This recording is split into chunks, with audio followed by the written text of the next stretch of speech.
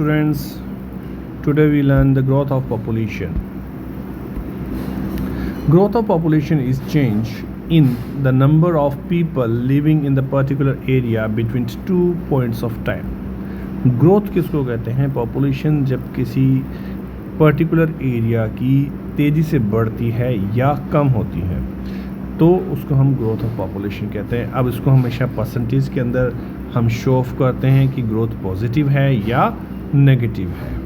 ठीक है, तो ये देखने के लिए हम पर्टिकुलर एरिया के अंदर दो टाइम देखेंगे कि 1 साल के अंदर, 5 साल के अंदर, 10 साल के अंदर एक टाइम पीरियड होता है. उस पर्टिकुलर टाइम पीरियड के अंदर उस एरिया की पॉपुलेशन बढ़ी है या कम हुई है. दैट इज़ पॉजिटिव ग्रोथ या नेगेटिव ग्रोथ है. ठीक है, और इसको हमेशा किस में एक्सप्रेस करते हैं? हम बताते हैं परसेंटेज के अंदर इसको नोट किया जाता है. The population growth has 2 component, और मेनली 2 टाइप की है ये, नेचुरल और induced growth. Natural growth is analysed by accessing the crude birth and death rate. Natural growth किसको कहते हैं?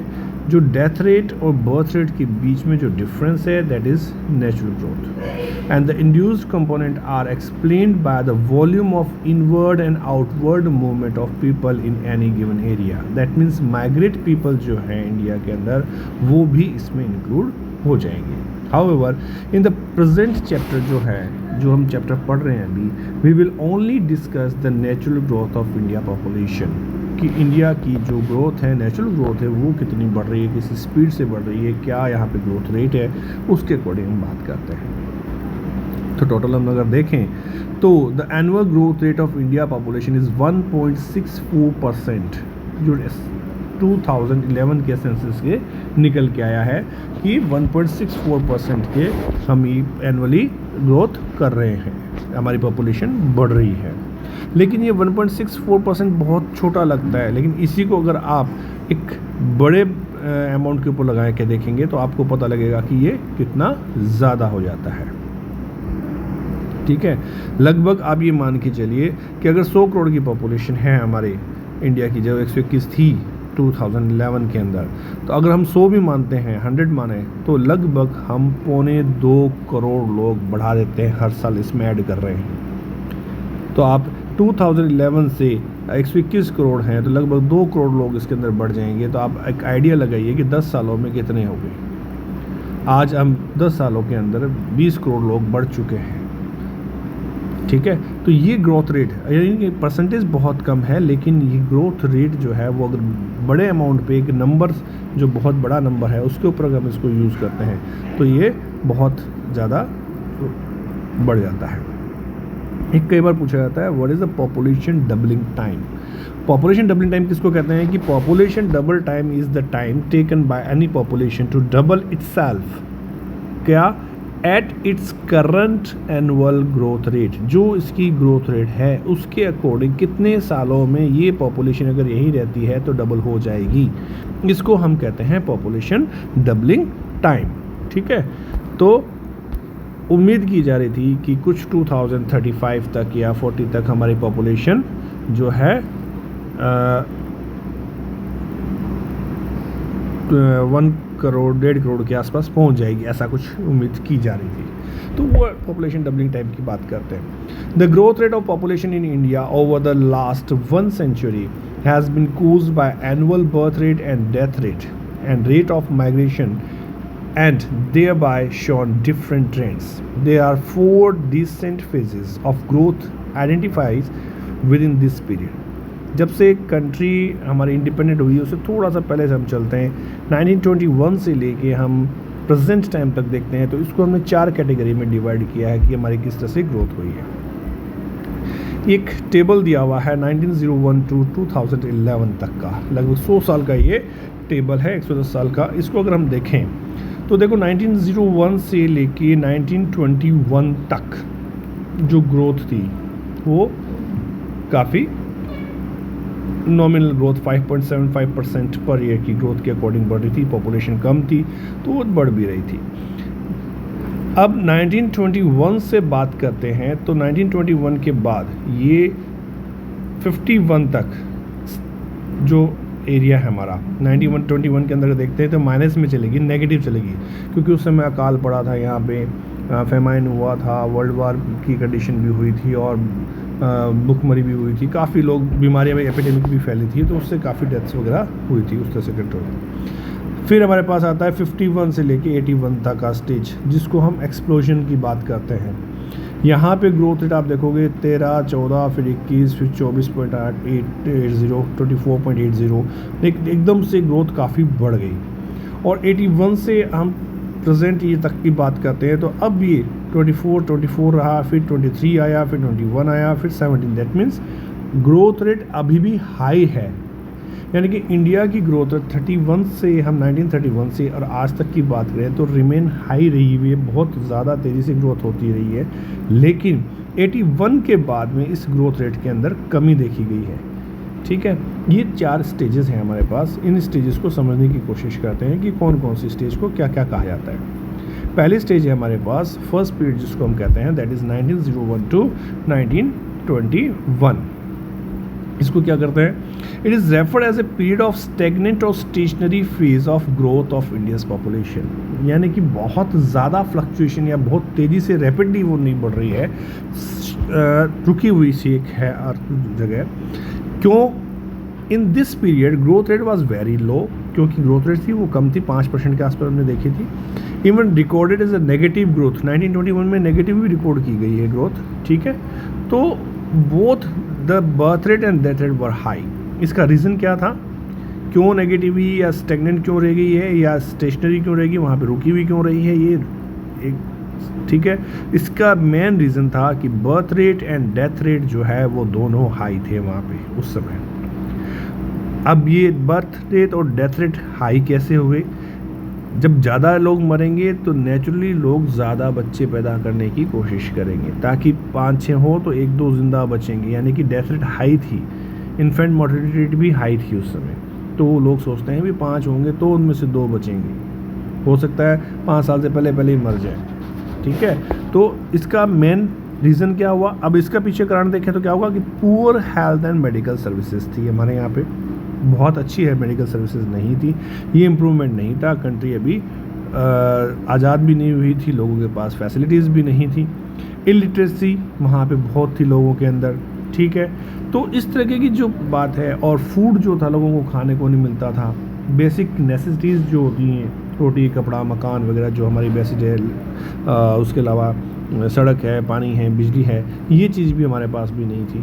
तो ये सब चीज़ें मिला के इस स्टेज को उन्होंने क्या कर रखा था, एक कंट्रोल कर रखा था हाई डेथ रेट के कारण। बर्थ रेट भी हाई थी लेकिन डेथ रेट भी हाई थी। ठीक है, that is largely responsible for high birth and high death rate in this period. Clear हुआ? अब दूसरा जो स्टेज आई हमारे पास वो 1921 से लेके 1951 के बीच की 30 साल के पीरियड हम देखते हैं, 30 इयर्स का जो पीरियड है, इसको स्टेडी पॉपुलेशन ग्रोथ कहते हैं। यानी कि ग्रोथ हो रही है लेकिन धीरे धीरे बढ़ रही है, बहुत स्पीडली नहीं बढ़ी है। And overall improvement of health, अब स्पीडली धीरे धीरे बढ़ने का क्या रीज़न हो कि इस पीरियड के अंदर कंट्री हमारी इंडिपेंडेंट भी हो गई थी 1947 के अंदर, और कुछ प्रेशर ब्रिटिश गवर्नमेंट पे भी पड़ा था, तो उन्होंने कुछ हेल्थ सैनिटेशन फैसिलिटी थोड़ा सा स्टार्ट कर दिया देखने के लिए, तो कुछ मोर्टेलिटी रेट भी यहाँ पे कम हुई, कुछ एपिडेमिक्स जो थी 21 से पहले वो ख़त्म हो गई थी, उनको कंट्रोल कर लिया गया था। तो ये चीज़ें हुई। फिर बेटर ट्रांसपोर्ट सिस्टम और कम्युनिकेशन सिस्टम इम्प्रूव हुआ, तो जो मेडिकल थी, जो फैसिलिटीज़ थी, वो डिस्ट्रीब्यूशन सिस्टम भी अच्छा हुआ, तो लोगों के पास मेडिसिन वगैरह भी पहुँचने लगा। The crude birth rate remain high, तो हम जो क्रूड बर्थ रेट देखते हैं बीच में मिड ईयर के अंदर, तो वो अभी भी हाई यहाँ पे चल रहा था। Higher growth rate than the previous phase, पिछले फेज से थोड़ी ये ज़्यादा बढ़ चुकी थी यहाँ पे। This is impressive at the backdrop of great economic depression 1920 and world war second. ये और ज़्यादा बढ़ सकती थी, लेकिन बहुत सी दूसरे रीज़न की वजह से, भुखमरी, अकाल, फेमाइन और वर्ल्ड वार और इन सब चीज़ों की वजह से ये इतना स्पीडली नहीं बढ़ी। तो कुल मिला के इसको देखते हैं तो बहुत ज़्यादा स्पीडली ग्रोथ रेट यहाँ पे बढ़ रही थी, लेकिन ये भी बहुत ज़्यादा नहीं थी। फर्स्ट पीरियड में ग्रोथ रेट जो स्टेशनरी थी, दैट मीन्स रुकी हुई थी वहाँ पे। यहाँ पे ग्रोथ रेट जो है वो तेज़ी से बढ़ना स्टार्ट हुई, लेकिन बहुत स्पीडली नहीं बढ़ी। लेकिन जब 1951 से 81 के पीरियड की बात करते हैं, जब इंडिया आज़ाद हो चुका है, हम इंडिपेंडेंट हो गए हैं, देन दिस पीरियड को हम कहते हैं पॉपुलेशन एक्सप्लोशन इन इंडिया, कि पॉपुलेशन का विस्फोट हुआ, एकदम से एक्सप्लोजन हो गया वहाँ पे, एकदम से बहुत तेज़ी से ग्रोथ रेट बढ़ना स्टार्ट हुआ। इसका रीज़न क्या था? caused by a rapid fall in mortality rate but a high fertility rate of population. Mortality rate that means मृत्यु दर के अंदर तेज़ी से कमी आई, मोर्टेलिटी रेट के अंदर तेज़ी से कमी करेगी, लेकिन जन्म दर बर्थ रेट जो है वो बढ़ती रही, वो बहुत तेज़ी जो था हमारा उसी तरह से बढ़ता रहा। यानी कि हमारे हेल्थ और सैनिटेशन फैसिलिटीज़ इंडिया ने इंडिपेंडेंट होने के बाद में इस पर ध्यान दिया, काफ़ी फैसिलिटीज़ प्रोवाइड कराई। तो सैनिटेशन फैसिलिटीज़, हेल्थ फैसिलिटीज़ और वैक्सीनेशन का काम, इंजेक्शन लगाना, पल्स, पोलियो वगैरह, ये सब चीज़ें सिस्टम चलते रहे। तो उससे क्या हुआ कि जो डेथ रेट थी वो कम हो गई, लेकिन बर्थ रेट को वो कम नहीं कर पाए, बर्थ रेट उसी स्पीड से रही। तो बर्थ रेट की वही स्पीड रहने की वजह से पॉपुलेशन तेज़ी से बढ़ना स्टार्ट हो गई, क्योंकि अब बच्चे मर नहीं रहे थे उतने, इन्फेंट मोर्टेलिटी रेट भी यहाँ पे कम हो गई। ठीक है, तो डेथ रेट को तो हमने हेल्थ फैसिलिटी से कंट्रोल कर लिया, लेकिन बर्थ रेट को कंट्रोल करने के लिए पीपल का लिटरेट होना बहुत ज़रूरी था, उनको पढ़ा लिखा होना बहुत ज़रूरी था, समझना बहुत ज़रूरी था। लेकिन लिटरेसी कंट्री में धीरे धीरे आती है, लेकिन जो फैसिलिटी थी वो हमने जल्दी प्रोवाइड करा दी। The average annual growth rate was high as 2.2%, 2.2% तक पहुँच गई, काफ़ी हाई थी। After the independence the development activities were introduced, यानी कि खूब सारी गवर्नमेंट ने डेवलपमेंट एक्टिविटीज़ करी, प्लानिंग बनाएगी, पॉलिसीज़ बनाएगी, इकोनॉमी जो है वो ग्रो होना स्टार्ट हो गई हमारी। ठीक है, और इम्प्रूवमेंट कंडीशन हमारी लाइफ की जो है इम्प्रूविंग, बड़ी लिविंग कंडीशन बढ़ना अच्छा स्टार्ट होने लग गया। तो ये सब मिल के इन्होंने क्या किया, एक ऐसा परिणाम निकाला कि जिससे कि growth high in natural growth जो थी वो बढ़ती रही, और डेथ जो थी उसको कंट्रोल कर लिया गया, बर्थ कंट्रोल नहीं हो पाया। तो इसने टोटल मिला के क्या रिजल्ट दिया कि ग्रोथ रेट बढ़ गई और पॉपुलेशन बढ़ना स्टार्ट हो गया। इंक्रीज इंटरनेशनल माइग्रेशन, इसके साथ साथ इंटरनेशनल माइग्रेशन भी स्टार्ट होना शुरू हुआ, वो पीपल भी हमारे पास यहाँ पे आए, रहने लगे, और कुछ से लोग यहाँ से गए भी, जैसे तिब्बत से लोग आए, बांग्लादेश से लोग आए, नेपाल से आए, इवन पीपल फ्रॉम पाकिस्तान। 1947 के बाद पाकिस्तान से भी बहुत लोग इधर आए थे, बांग्लादेश के अंदर स्टेबिलिटी नहीं थी तो वहाँ से भी लाखों लोग यहाँ पे आए थे। तो 1971 के अंदर जो वार हुआ था बांग्लादेश की रिफ्यूजीज़ की वजह से ही हुआ था। तो इस तरह से बहुत से लोग आने की वजह से, माइग्रेंट पीपल यहाँ पे आने की वजह से भी एकदम से हमारी पॉपुलेशन बढ़ गई थी। अब हमारे पास फोर्थ स्टेज आती है, वो है 81 से प्रेजेंट टाइम तक। तो इसके हम बात करते हैं तो यहाँ पे जो पॉपुलेशन की जो ग्रोथ है वो हाई है, ठीक है, लेकिन अब ये धीरे धीरे हाई होने के बावजूद भी धीरे धीरे कम हो रही है, नेगेटिव या ज़ीरो तक नहीं पहुँची है, ये कम हो रही है। जो 24% तक पहुँच चुकी थी वो 18-17 तक आ गई है, दैट मीन्स कम हुई है। तो ये ट्रेंड नज़र आ रहा है कि बर्थ रेट धीरे धीरे कम हो रहा है, और ये इसलिए हो पाया है क्योंकि जितनी भी जो पॉलिसीज़ गवर्नमेंट ने करी थी वो सारी की सारी अब उसका असर होना दिखना स्टार्ट हुआ। जो 40-50 साल के अंदर जो पॉलिसीज़ बनाई गई, जो लोगों को एजुकेट किया गया, जिनको लिटरेट बनाया गया, और जो मैरिज एक्ट, चाइल्ड मैरिज हुआ करती थी उन पर बैन लगाया गया, इस तरह से बहुत सी चीज़ें करने के बाद ये उसका इफ़ेक्ट नज़र आने लगा।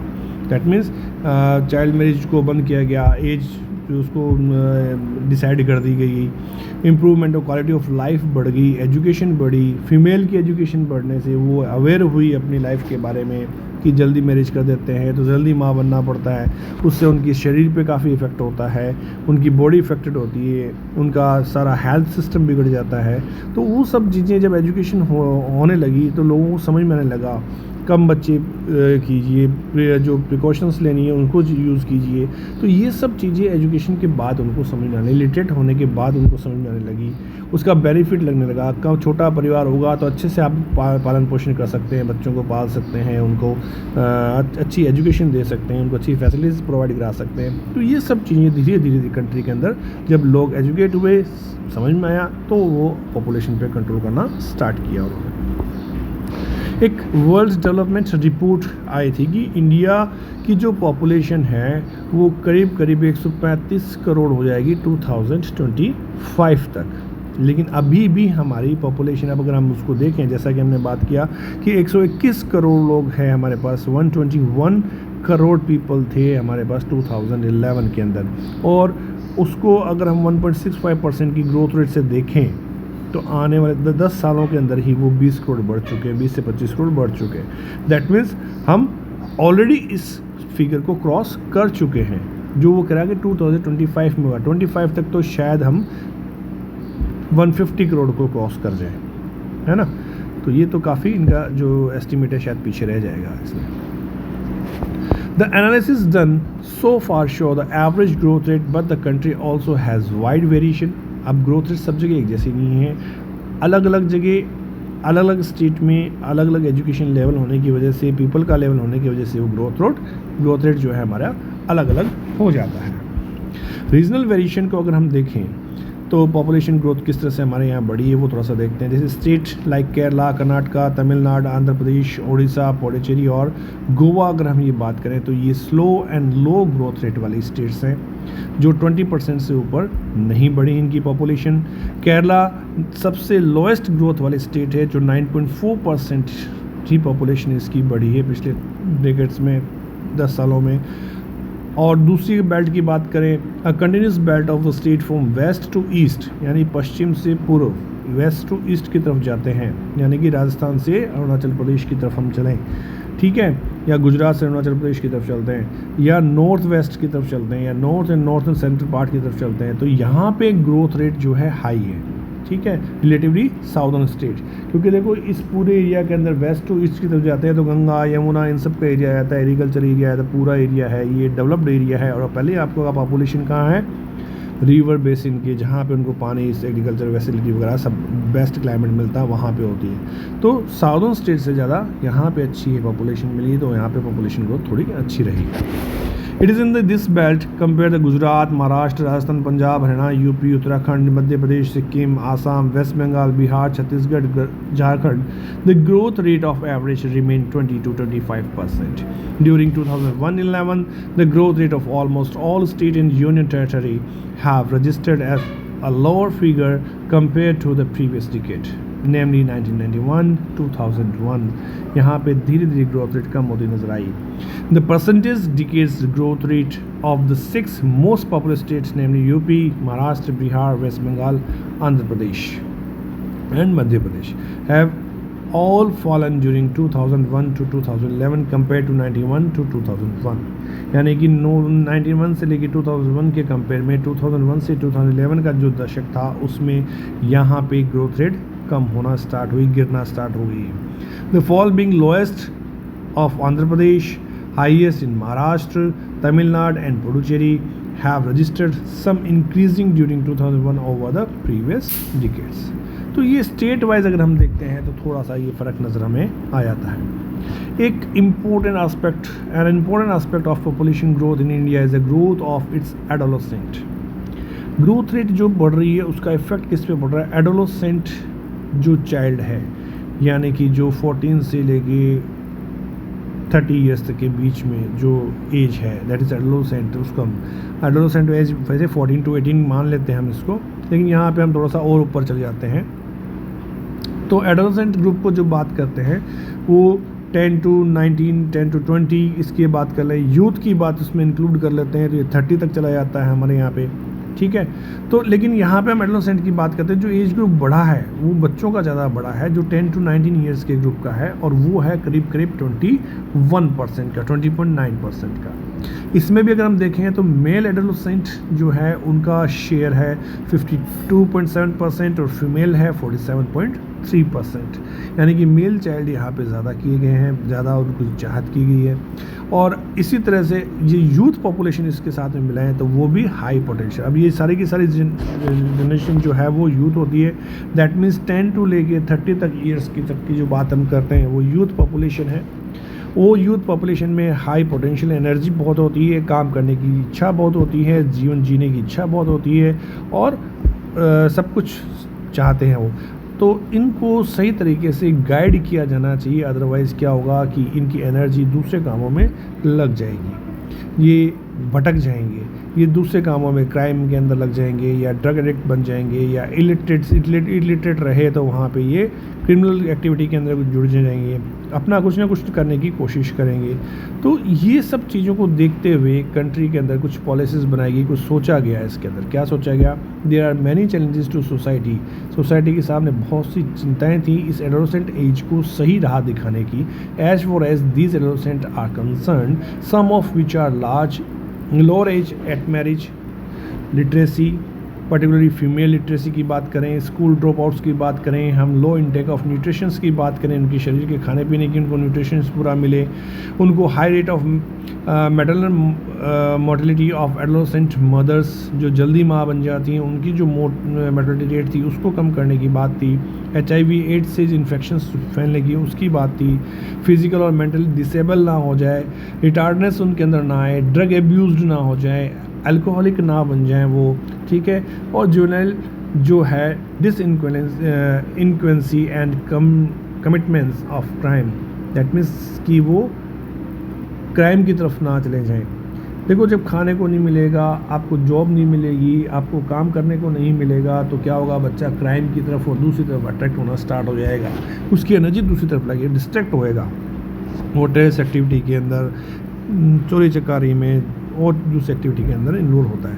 तो उन सब को सही दिशा दिखाने के लिए गवर्नमेंट ऑफ इंडिया ने क्या किया, एक पॉलिसीज़ बनाना स्टार्ट किया और उस पॉलिसी को क्या कहा, नेशनल यूथ पॉलिसी, कि इन लोगों को नेशनल यूथ पॉलिसी बनाए तो ताकि ये आतंकवादी और दूसरी टेररिस्ट एक्टिविटी और दूसरी एक्टिविटी के अंदर इन्वॉल्व ना हो।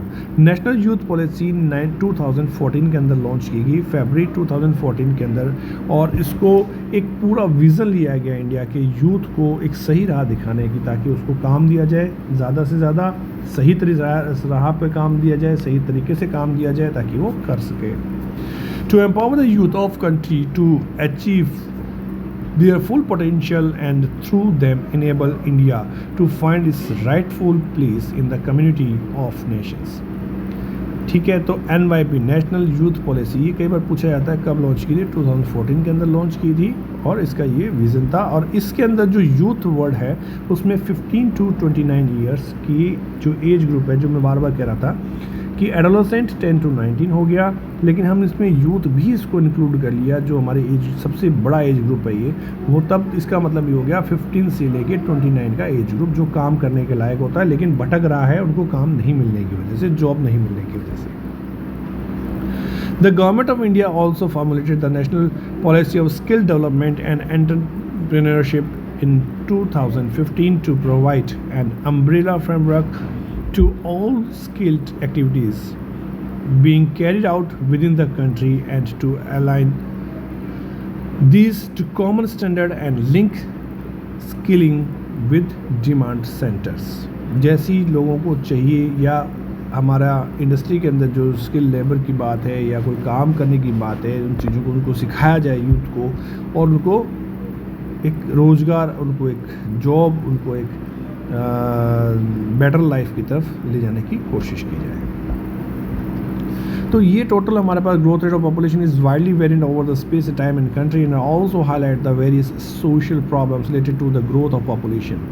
पॉपुलेशन बढ़ती है तो सोसाइटी के अंदर कई प्रॉब्लम खड़ी होती है, पॉपुलेशन बढ़ती है तो एग्रीकल्चर या फूड के ऊपर डिपेंडेंसी बढ़ती है, लैंड हमारे पास उतनी है, उस लैंड के ऊपर जो डिपेंडेंसी बढ़ जाएगी उससे एग्रीकल्चर को खाने की समस्या पैदा हो जाएगी, उनकी जॉब की समस्या पैदा हो जाएगी, पॉपुलेशन बढ़ेगी तो उनके रहने की समस्या होगी। तो ये सारी प्रॉब्लम्स जो है वो पॉपुलेशन ग्रोथ के साथ साथ चलती है, पॉपुलेशन बढ़ने के साथ साथ चलती है। तो उस पॉपुलेशन को सेटिस्फाई करना बहुत ज़रूरी है। अगर सोसाइटी के अंदर सेटिस्फेक्शन नहीं आया, उस पॉपुलेशन को सेटिस्फाई नहीं किया, उनकी नीड को पूरा नहीं किया, तो क्या होगा, क्राइम और दूसरी चीज़ें बढ़ेंगी, है ना। तो इसलिए पॉपुलेशन के ऊपर कंट्रोल करना हमारा ज़रूरी है। तो ग्रोथ का पैटर्न देखना ज़रूरी है, किस तरह से बढ़ रहा है, कंपोजिशन देखना ज़रूरी है कि कौन सी एज की ग्रोथ बढ़ रही है, और उस एज के अकॉर्डिंग पॉलिसीज़ गवर्नमेंट को बनाना ज़रूरी है। नेक्स्ट टॉपिक हम लेंगे पॉपुलेशन कंपोजिशन, और वो नेक्स्ट वीडियो में स्टार्ट करेंगे।